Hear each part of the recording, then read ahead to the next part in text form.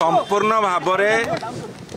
सांगठनिक कार्यक्रम को आग को बढ़िया को आज आम मान्यवर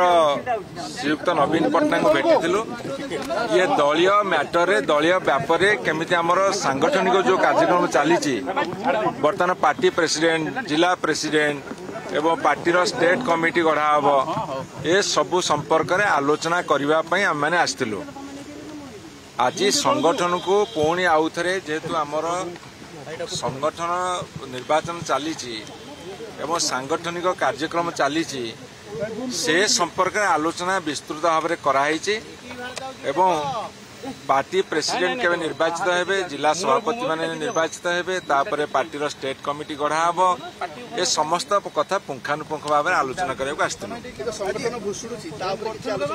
आज्ञा नवीन पट्टनायक मान्यवर विरोधी दल नेता पूर्वतन मुख्यमंत्री जेते दिन पर्यंत नेतृत्व में अच्छा